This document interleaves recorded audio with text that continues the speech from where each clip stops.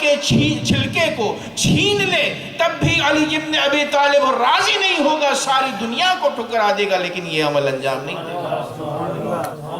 محمد صلی ہاں جا کسی اور کو بہکا۔ اس لیے مولانا المومنین نے فرمایا دنیا غر غیری، اے دنیا کسی دوسرے کو جا کر دھوکا دے، انی طلقتک ثلاثہ، 3 مرتبہ میں نے تجھے طلاق دی ہے، لا رجعت بعدہ، جس کے بعد رجوع بھی نہیں ہو سکتا ہے۔ عزیزان گرامی، علی ابن ابی طالب کا ایمان عدالت کی بنیاد پر استوار، اسی وجہ سے عزیزو یہی ایمان علی ابن ابی طالب تھا کہ جس کی وجہ سے علی کے دشمن بنتے گئے۔ سوال ہوتا ہے، پوچھا جاتا ہے کہ رسول اللہ کے بعد خلافت جب اتنی تاکید رسول اللہ نے کر دی تھی تو کیوں نہیں دیا گیا خلافت؟ صرف اور صرف وجہ یہ تھی کہ ایمان علی راسخ تھا، جو حق تھا علی اسے حق کہتے تھے اور ناحق شخص کو کوئی منصب عطا نہیں کرتے۔ اسی وجہ سے جیسے ہی خلافت کو چھینا گیا احتجاج کیا۔ جب برسر اقتدار آئے اور طلحہ و زبیر یہ چاہ رہے تھے کہ مولا امیر المومنین انہیں کوئی عہدہ دے، تو علی ابن ابی طالب وہ شخص کہ جو اس قدر عادل ہے اور اس قدر با انصاف ہے کہ وہ ابھی اپنی نجی اور اپنی ذاتی محفلوں کے لیے بیت المال سے چراغ کو استعمال نہ کرتا۔ وہ علی ابن ابی طالب منصب بصرے اور کوفے کے کس طرح طلحہ و زبیر کو دے دیتے؟ کہا کہ نہیں، یہ منصب تمہارے شایان شان نہیں ہے، ایسے مناصب کے لیے میں محمد ابن ابی بکر کو بھیجوں گا، ایسے مناصب کے لیے میں مالک اشتر نخعی کو بھیجوں گا کہ جو میرے معیار پر اور رسول اللہ کے معیار پر اترتے ہیں۔ یہی وجہ ہے عزیزان گرامی کہ جب کربلا میں پوچھا گیا، امام حسین علیہ السلام نے کہا کہ کیا وجہ ہے، تم مجھے کیوں قتل کرنا چاہتے ہو؟ کیا میں نے کسی حلال رسول کو حرام کیا ہے، یا حرام رسول اللہ کو کیا میں نے حلال کیا ہے؟ شریعت میں کیا میری طرف سے کسی چیز کو میں نے اضافہ کیا ہے یا کسی چیز کو کم کیا ہے کہ جس کی وجہ سے تم مجھے واجب القتل سمجھتے ہو، جس کی وجہ سے تم نے میرے بچوں کو مارا، میرے رشتہ داروں کو شہید کیا؟ تو ایک ہی جواب آیا اس وقت عزیزان گرامی، بغضاً لأبیک، اے حسین ہم یہ سب کچھ کر رہے ہیں صرف اور صرف وجہ یہ ہے کہ آپ کے بابا سے ہمیں بغض ہے۔ عزیزان گرامی، یہ بغض سینہ در سینہ آیا ہے تو کس طرح ہم ایسے افراد سے نرم گوشگی اختیار کریں؟ عزیزان گرامی، لیکن اس زمانے میں کچھ ایسے بھی لوگ تھے، کچھ ایسے بھی افراد تھے کہ جنہوں نے اپنی جان کو نچھاور کیا ہے ابا عبداللہ الحسین، جنہوں نے اس دور میں بھی کہ جہاں پر ظلم اور تاریکی چھائی ہوئی تھی ہر جگہ، علی ابن ابی طالب سے محبت کا ثبوت دیا ہے۔ اور انہی ثبوت دینے والوں میں سے ایک نام بڑا عجیب نام ہے، یار ابا عبداللہ الحسین، بچپن کا یار حبیب ابن مظاہر۔ آج اس کے ماتم کے لیے عزیز و جمع ہوئے ہیں۔ جیسے ہی امام حسین کربلا کے قریب پہنچ رہے تھے، لکھنے والوں نے لکھا ہے کہ حبیب ابن مظاہر وہ ہیں کہ جنہوں نے کوفے میں مسلم کا ساتھ دیا تھا، ہانی نے مل کر جو ہے ساتھ دیا تھا مسلم کا، لیکن اس کے بعد جیسے ہی مسلم کی شہادت ہوئی تو گھر میں گوشہ نشین ہو گئے۔ حبیب ابن مظاہر وہی ہیں کہ جنہوں نے امام کو خط لکھا اور اس خط کے اوپر پابند رہے اور آخری وقت تک وفادار رہے۔ ایک مرتبہ امام حسین نے خط بھیجا، قاصد کو حبیب کے گھر کی طرف بھیجتے ہیں، قاصد پہنچتا ہے، دق الباب کرتا ہے۔ عزیز و ارباب مقتل لکھتے ہیں کہ حبیب ابن مظاہر اپنی زوجہ کے ساتھ بیٹھے ہوئے تھے، کھانا تناول کر رہے تھے۔ دق الباب جیسے ہی ہوا تو امام نے پوچھا کہ حبیب ابن مظاہر نے پوچھا کہ دروازے کے اوپر کون ہے؟ تو دروازے سے جواب آیا، انا برید الحسین ابن علی، میں حسین کا قاصد ہوں اے حبیب ابن مظاہر۔ عزیزو کھانا کھا رہے تھے، فوراً حبیب نے نوالوں کو ترک کر دیا، دوڑتے دوڑتے آئے، دروازے کو کھولا، کہا کیا پیام لائے ہو؟ کہا مولا نے خط دیا ہے۔ عزیزو خط کو ہاتھ میں حبیب نے لیا، بچپن کا دوست ہے، آنکھوں سے لگایا، اب جو خط کو کھولا ہے تو بڑا عجیب پیغام ہے، حسین کی مظلومیت اس پیغام سے ٹپک رہی تھی۔ ایک مرتبہ حبیب ابن مظاہر نے پڑھا کہ امام نے لکھا ہے کہ من حسین ابن علی الی الرجل الفقیہ، حسین ابن علی کی طرف سے یہ خط ہے حبیب ابن مظاہر کہ جو فقیہ انسان ہے۔ پھر اس کے بعد امام نے کہا اے حبیب ابن مظاہر اب وعدہ وفا کرنے کا وقت آ گیا، تیرا مولا کربلا میں نرغ آدم میں کھڑا ہوا ہے۔ عزیزان گرامی، لکھنے والے یہ لکھتے ہیں کہ حضرت ابا عبداللہ الحسین نے کربلا میں ہر ایک کو پرچم دے دیے تھے، پرچم علم برداری کے ہر ایک کو مل چکے تھے کہ کس کا منصب کہاں پر ہے، لیکن ایک علم ابا عبداللہ الحسین نے اٹھا کے رکھا تھا۔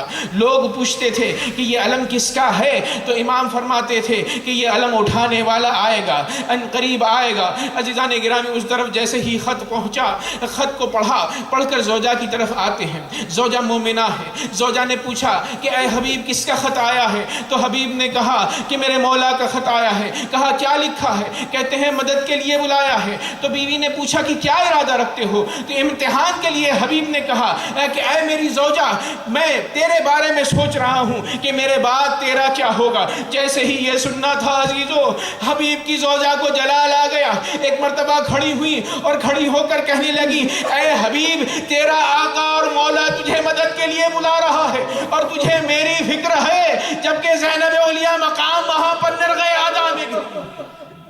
جیسے ہی یہ جملہ کہا عزیزو، حبیب ابن مظاہر نے کہا بس مجھے یہی اطمینان کرنا تھا کہ تیری بھی طرف داری میرے ساتھ ہے۔ ایک مرتبہ باہر نکلے، راستے میں انہیں مسلم ابن اوسجا ملے۔ عزیزان گرامی، مسلم ابن اوسجا اور حبیب ابن مظاہر رشتہ دار تھے، ایک قبیلے سے تھے، بنی اسد سے تھے۔ مسلم ابن اوسجا کو بتایا، مسلم ابن اوسجا نے کہا میں بھی آپ کے ساتھ حسین کی یاری اور مدد کے لیے چلوں گا۔ عزیزان گرامی، یہ دونوں افراد ساتھ ہو کر رات کی تاریکی میں نکلے اور امام کے پاس کربلا معلی میں پہنچے۔ عزیزو جیسے ہی پہنچے تو امام جانتے تھے کہ حبیب آنے والے ہیں، مسلم آنے والے ہیں۔ ایک مرتبہ اصحاب کو جمع کیا اور کہا کہ ان کا احترام کرو۔ جیسے ہی عزیزو حبیب سے ملے، رہا نہ گیا، دل سے لگایا اور گریہ شروع کیا۔ عزیزان گرامی، کربلا میں 4 یا 5 محرم تک دشمن کی لشکر میں اضافے پہ اضافہ ہوتا جا رہا تھا، امام کی طرف کوئی نہیں آتا تھا۔ ایک مرتبہ زینب نے پوچھا اے فضہ کون آیا ہے کہ جس کی خوشیاں منائی جا رہی ہیں؟ تو بتایا گیا کہ حبیب آیا ہے مدد کے لیے۔ زینب کو ڈھارس ہوئی، ایک مرتبہ کہا اے حبیب اللہ تجھے اچھا رہے، اے فضہ جاؤ جا کر حبیب کو میرا سلام کہنا۔ جیسے ہی حبیب کو سلام پہنچا، حبیب سے رہا نہیں گیا، ایک مرتبہ تماچے مارنے لگے اور کہا آغا مولا حسین یہ کیا وقت آ گیا ہے کہ نبی زادیہ ہم جیسے غلاموں کو سلام کریں۔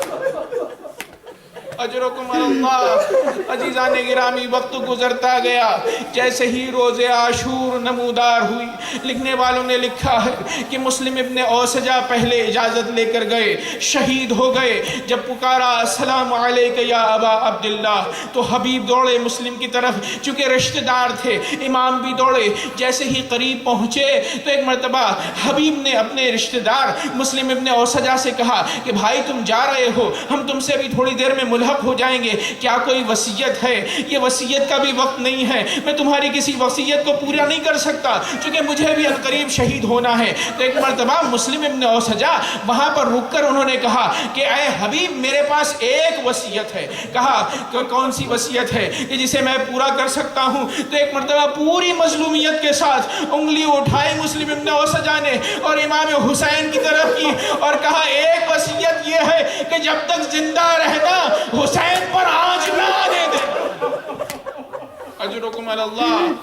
حبیب ابن مظاہر نے کہا کہ اس کی پرواہ تم نہ کرو، میں مولا حسین پر آنچ نہیں آنے دوں گا، اس سے پہلے میں اپنی جان کو پیش کروں گا۔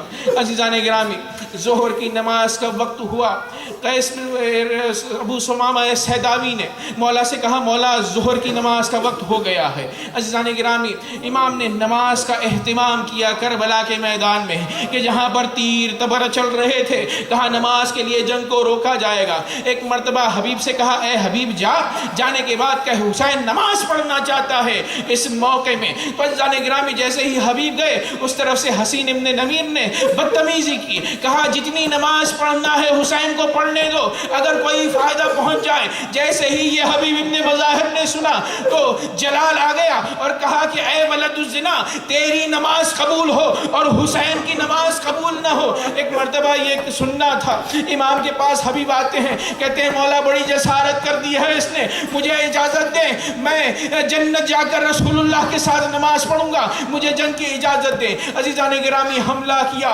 لکھنے والوں نے لکھا کہ حبیب ابن مظاہر اتنے شجاع تھے کہ 62 دشمنوں کو واصل جہنم کیا, کہاں کہاں تک لڑتے. ایک وہ وقت بھی آیا کہ ایک شقی نے آگے بڑھ کر تلوار سے سینے پر وار کیا, دوسرے شقی نے سینے کے اوپر نیزہ مارا.